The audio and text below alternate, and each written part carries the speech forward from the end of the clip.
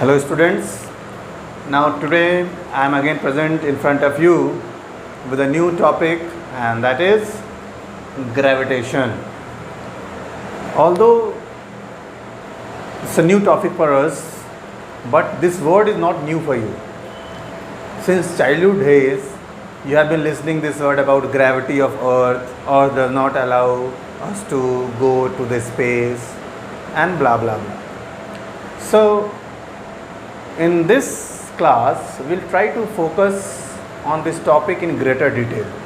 That means, whatever knowledge you have, we are going to add something more into that. Okay?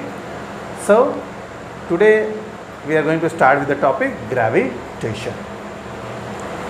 Nature has given a variety of forces around us.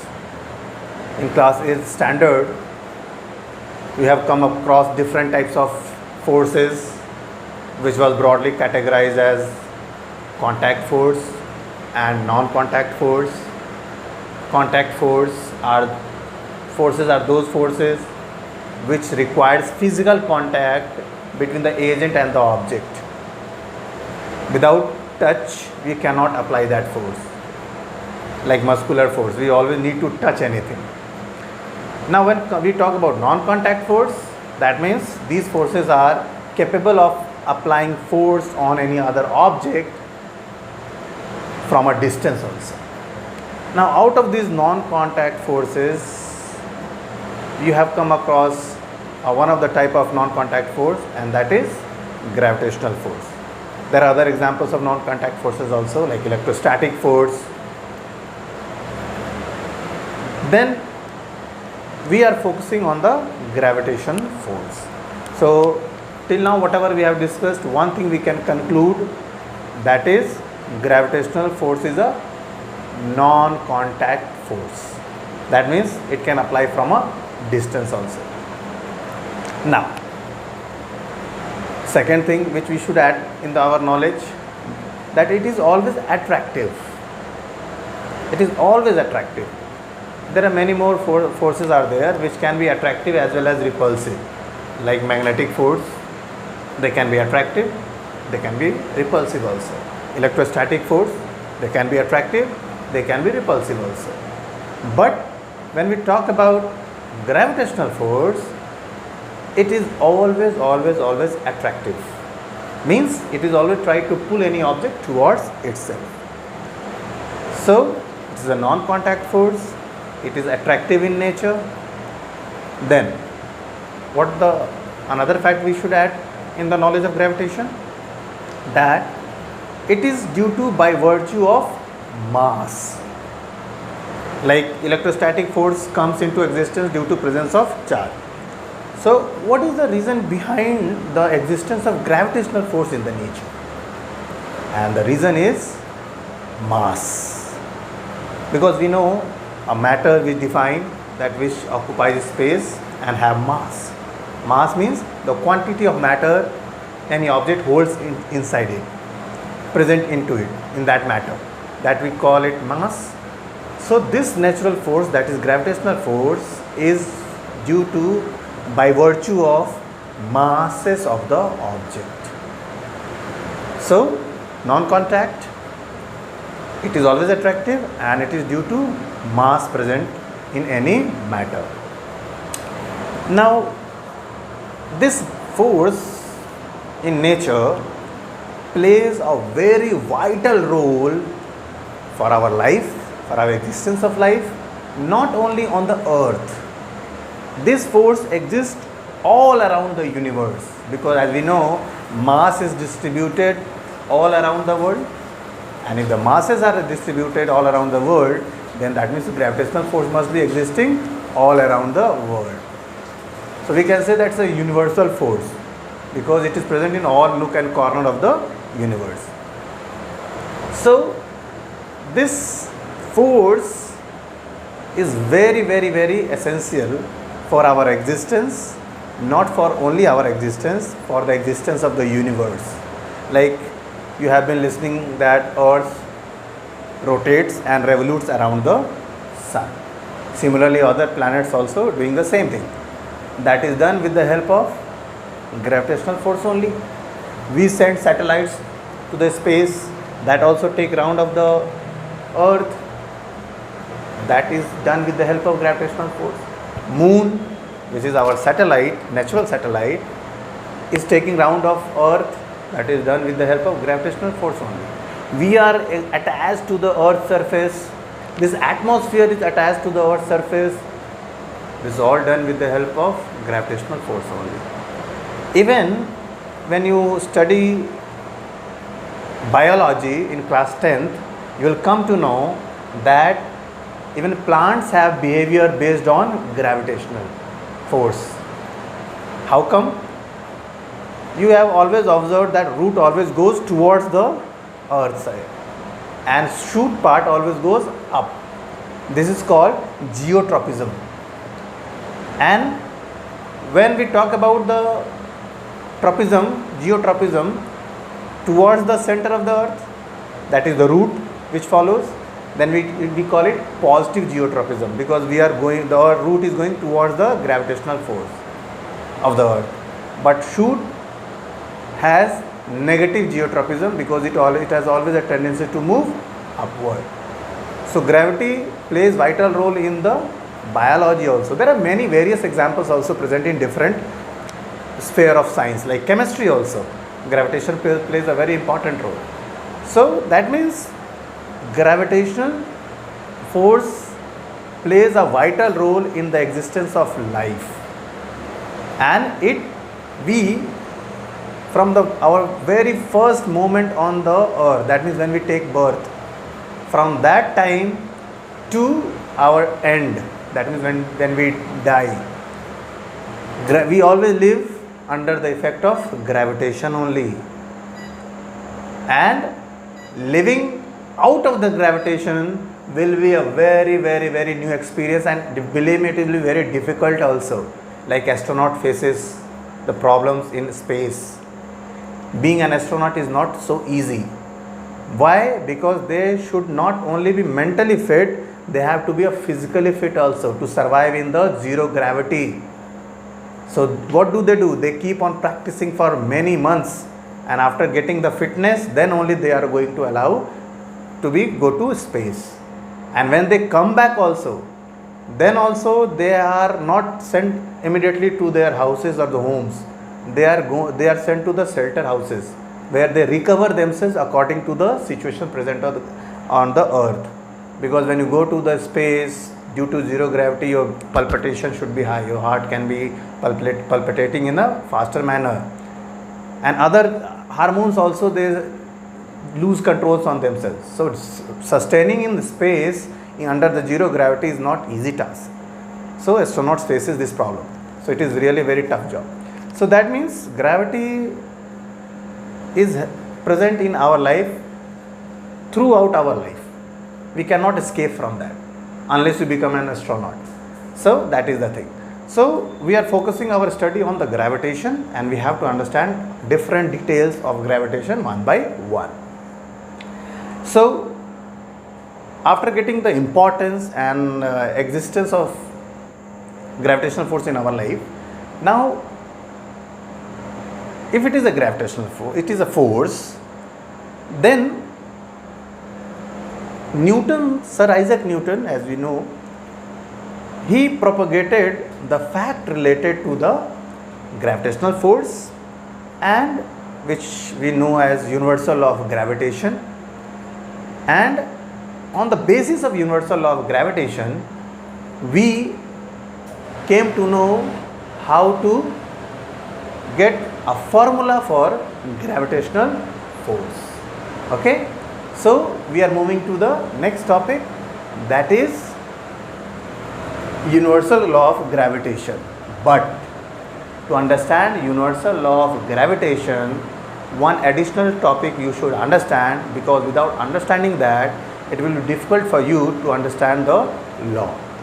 So before starting universal law of gravitation, I am going to talk about one terminology which is not generally mentioned in the books, that is center of gravity, or sometimes we call it center of mass also.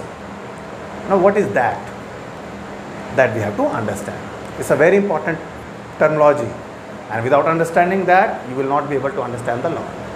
Now what is that? It's a simple one, but we have to understand. Like for example, if I place my finger here and I release it, you will see that it is being pulled by the earth towards the center. That is due to the gravitational force of the earth. But if I place somewhere here finger,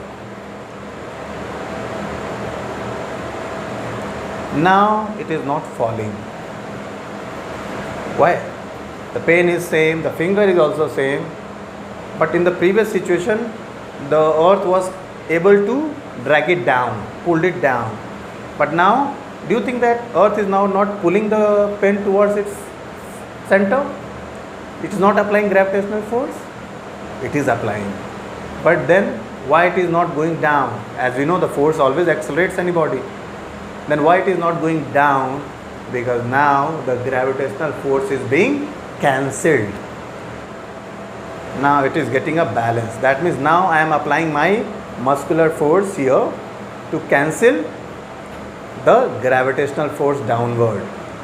Earlier, when I am applying muscular force here, it is not working to balance it. I am not saying that muscular force is not being applied, but it's not able to balance it, because the point where it should be applied, it is not being applied by me on that point. But when I am getting a balance, that means the gravitational force, now I am able to cancel the gravitational force by applying my finger here. So that means somewhere gravitational force is not acting here, somewhere here it is acting, and that point is only called center of gravity. And you can see it's not in the middle of that, because the distribution of this pen, mass of the pen is not uniform. You can see here the cap part is there, which has more mass. So when it will give up in the mid of this object, when everywhere it is uniformly distributed, mass is uniformly distributed. But here you can see the mass is not uniformly distributed, so it is somewhere shifted close to this. But if it is uniform, it is going to be in the mid. So it depends on the distribution of mass of the object. Like for our body, if I am standing somewhere here, our center of mass or center of gravity, that means the force where the gravity will be considered to be acting, will be somewhere here in the midpoint. But if I distribute my hand somewhere here, then it can shift. So that means center of gravity depends on the distribution of mass, and according to distribution of mass, it can shift here and there. So that is the thing. So center of gravity you must have to understand, because if the gravitational force is present in nature, it must be applied at some place. Now on my body, where it is being applied? On my nose, or my chest, or on my foot or leg, and where? So what do we consider? That okay, whole mass is concentrated somewhere here, and here only the gravitational force is acting. So this part where we can consider that whole mass is concentrated, and here only the gravitational force is being applied. So this part is called center of gravity. So every object has some center of gravity. In higher classes you come to know about in detail. Right now this is the thing. So now after getting knowledge of center of gravity, now we are going to understand universal law of gravitation, which was propagated by Sir Isaac Newton. What he observed in the nature, as you know that one apple fell on his head, and he started thinking about that, why it is falling, why all the objects falls toward the earth. Do you think that only earth is capable of attracting every object towards it? Then he thought, no, not only earth, every other objects can also do. Now finally he said that not only earth, every object, two objects which has mass, they apply gravitational force on each other. Now many of us don't believe that. How come? Like if I am here standing here and my camera is there, so that means do we apply gravitational force on each other also? Yes, we apply. And here action reaction is also there, take care of that. Because if I am applying gravitational force on my camera, the camera must also apply gravitational force on me. Then if the forces are there, then why not acceleration is there? Why only Earth is only capable of producing acceleration towards the center? And again, when we think that if the Earth is attracting falling apple towards itself, that means it is doing action. Now, according to previous knowledge of our action and reaction, the apple must also apply some force, because every action has a reaction. And believe me, here also action and reactions are there. But again, I am revising you that action and reactions are always there, equally they are opposite, but impact, the effect produced by action and reactions can be different depending upon masses of the object. So we will have a detail about this, why only apple is being accelerated toward the earth, why only every object falls always towards the center of the earth, why not earth can be pulled towards that object, because there is a factor called mass, which is very much taken into consideration while discussing this type of question. So we will have a detail of that also. Right now, when Sir Isaac Newton started thinking about that why this force, how this force, does it only exist on earth, and finally he concluded and propagated his observation in the form of universal law of gravitation.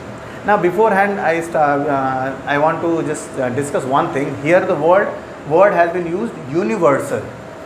Why this universal? It can be simply law of gravitation, because this law is simply applicable in every part of the universe, and that's why it is called universal law of gravitation, because there are many laws which can be applied in a localized manner in a particular situation only. If you change the place, if you change the time, you will find out that law is not being followed.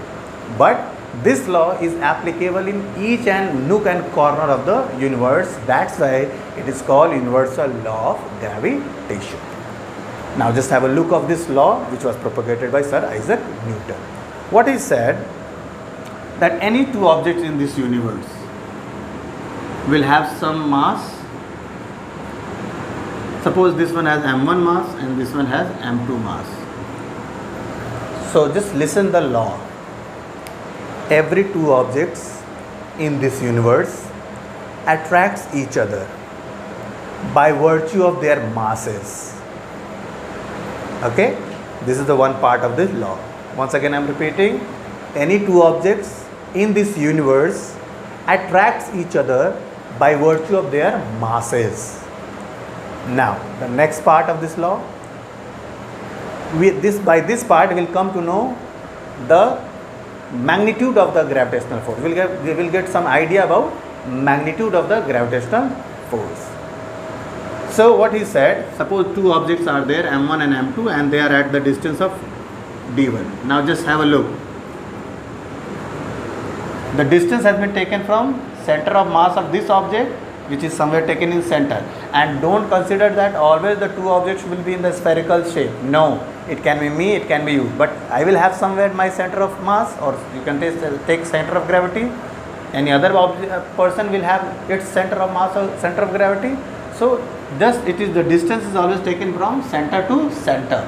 Okay, so what he said, any two objects by virtue of their masses attract each other. Now this force, gravitational, suppose this is acting F, and as we know, suppose this F is showing that m1 is applying force on m2 towards itself, and according to action reaction, that m2 will be also attracting this object, m1 object, towards its center. But since they are action and reaction, they will be always equal and opposite, but they will act on two different bodies. Again, you have to take care of that. So right now I am taking one value of force, suppose this force. Okay, and whatever value of force will be here, the same force will be, the same magnitude of force will be for this also, but only the consideration of direction will be different. Fine, but magnitude wise they will be same. Now what, again I am repeating, any two objects by virtue of their masses attract each other. Now this force of attraction, that is gravitational force, is directly proportional to product of their masses of the two objects and inversely proportional to the square of the distance between them. Now distance is taken from center of gravity to center of gravity or other object. That's why the center of gravity knowledge is very important, that from where to where I should take. And the direction, what about direction of gravitational force? It is always taken from center to center. That's why when we talk about earth, and suppose I am here standing somewhere here or anywhere I can stand, so the center of the earth is somewhere here and my center of gravity is somewhere here. So the distance will be taken from center of gravity of my body to the center of gravity of the earth. Okay, so now whatever force is acting on my body, gravitational force, is what?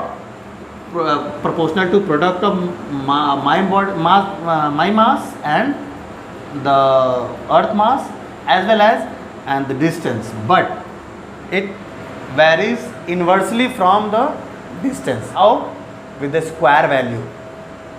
Square value means if you double the distance between these two objects, as you know it's an inversely relation, so it is going to be decrease. The gravitational force will become weaker, but how many times?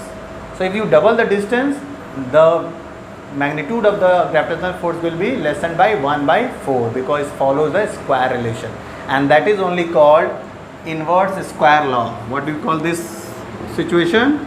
This law, inverse square law. This is the part of the gravitational universal law of gravitation. This inverse square law is the one of the part of the universal law of gravitation, and it is also known as inverse square law. So finally, once again I am concluding my words, the law. That means I am going to say about universal law of gravitation. You can take concern from the book also. At any two objects, by virtue of their masses, attracts each other, which is directly proportional to product of their masses and inversely proportional to the square of the distance between them. Okay, and finally when we combine these two factors, what will get? F proportional to m1 into m2 by d square, where m1 is the mass of one object. It can be any object, it can be you, anybody. m2 can be another object, anything. It can be from a dust or it can be a Himalayan mountain also, anything you can take. And the d is the distance between two objects. And finally, after getting the universal law of gravitation, we came to know about this relation. I am not saying that this is the formula of gravitational force. It took so many years to convert this relation into formula. Why? Because as we know, this is only showing the relation. Now to get a proportionality relation into equality relation, as from our previous knowledge, we need some constant. We call it constant of proportionality. But it's not so easy to find out. After so many years of experimentation, then finally we got the formula of force, and that is that constant was named universal gravitational constant and was symbolized by G, capital G. We will have a further discussion about capital G in the next classes. So finally what we got the formula? F is equal to capital G m1 into m2 upon d square, and this is the formula for gravitational force. So on the basis of universal law of gravitation, we were able to find out the formula of gravitational force. This relation we got from universal law, but finally to get the formula we waited for a long time, and when we got this constant of proportionality that we call universal gravitational constant, we'll have a discussion about that also in detail. Then we were able to get the formula of gravitational force. Okay, so we have come after a discussion of universal law. Along with that, we have got the formula of gravitational force also. Sometime in examination it is asked. So you will just draw the this diagram, and you will write the different aspect, like let two objects of masses m1 and m2 are standing apart from each other at the distance d.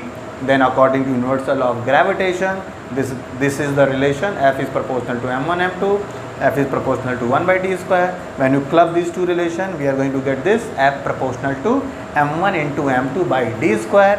Now after a waiting of so many years, finally we got the formula of gravitational force after getting the constant of proportionality that we call capital G, and the name of this constant is called universal gravitational constant. So in this way finally we got the formula for force. Now at last today we should have a discussion about importance of universal law. What the effect will be there? What we came to know after this universal law, that we are going to discuss. First of all, we are bound with the earth's surface, that is due to gravitational force, and unless we have a knowledge of universal gravitational law of gravitation, how will we come to know about that how much force is being acting on our body? Then you must have heard about tides which takes place in the oceans. Then you will come to know that when earth is attracted by the combined gravitational force of sun and moon, because they are due to their relative motion, sometimes sun and moon comes in the same straight line. Now they will both start attracting. Suppose this is sun, this is moon, and this is earth. Now due to combined effect of force, that suppose moon is also attracting and the sun is also attracting at the same line because the line is same. Now due to combined effect of gravitational force, the ocean water start rising very high, which we call tides. So this we came to know about the phenomena, the principle, the law behind the tide is based on universal, means we could understand this tide phenomena on the basis of universal law only. Then we came to know that how planets revolve around the sun, or in the other satellite also, like moon also take around of us. So there are many more examples also which can be only described on the basis of universal law. So universal law helped us to understand many different phenomena around us, and then we had a better understanding of this phenomena. Now thank you for today's class. We will have a further discussion in the next class.